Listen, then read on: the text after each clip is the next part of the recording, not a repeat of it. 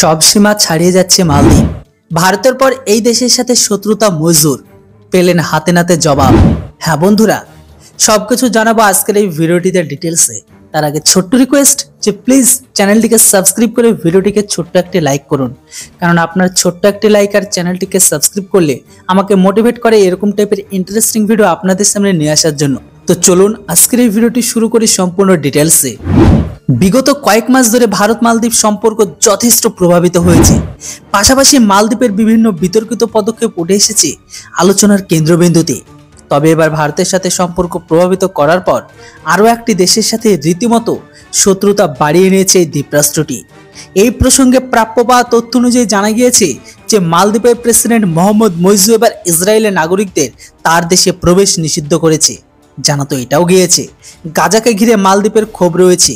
এমতো অবস্থায় সেখানে চলমান বিক্ষোভের জেরে ইসরায়েলের নাগরিকদের মালদ্বীপে প্রবেশের ক্ষেত্রে নিষেধাজ্ঞার পথে হেঁটেছেন প্রেসিডেন্ট মুইজ্জু।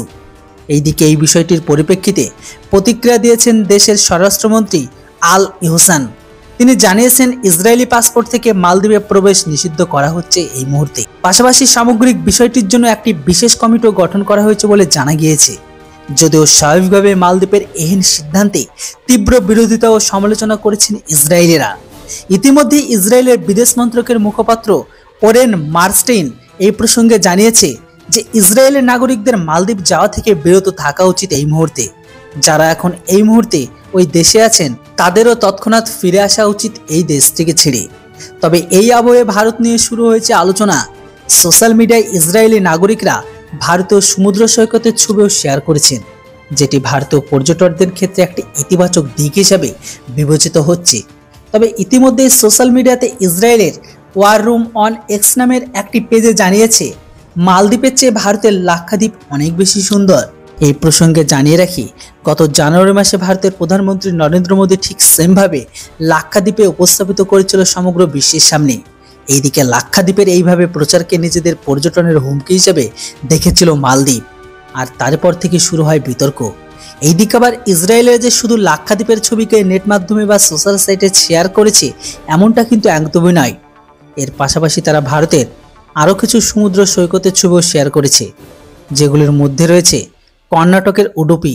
ইতিমধ্যে সোশ্যাল মিডিয়ায় এই বিষয়ের পরিপ্রেক্ষিতে একজন ইসরায়েলি নাগরিক লিখেছে যে মালদ্বীপ সন্ত্রাসবাদীদের সমর্থন করে, এমনকি তারা ইসরায়েলি পাসপোর্ট নিষিদ্ধ করেছে। তা মোটেও অবাক হওয়ার মতো কিছু নয়। তবে বন্ধুরা, এই মুহূর্তে এই সমস্ত ইসলাম পড়া গ্রহণকারী দেশগুলো আর এই সমস্ত ব্যক্তিগুলো যা করছে একটাতেও অবাক হওয়ার কিছু নেই। কারণ আপনারা জানেন ইসলাম আর টেরোরিস্ট একই মুদ্রার এপিঠ আর ওপিঠ। তাই এই ইসলাম আর জঙ্গি আর ইসলাম সমর্থন আর সাপোর্ট করা এটাতে নতুন কিছু ভাবার মতন কোনো বিষয় না। তবে বন্ধুরা, এবার আপনারাই বলুন, এই মুহূর্তে ইসরায়েল যেটা করছে, মানে মালদ্বীপকে ছেড়ে তারা ভারতকে যে প্রমোট করা শুরু করেছে, এটাতে আপনারা কতটা খুশি? অবশ্যই আপনাদের মূল্যবান মতামত কমেন্ট বক্সে লিখে জানান। আর এমন টাইপের ইন্টারেস্টিং ভিডিও দেখবার জন্য অবশ্যই চ্যানেলটিকে সাবস্ক্রাইব করুন। Thanks for watching. জয় হিন্দ, বন্দে মাতরম।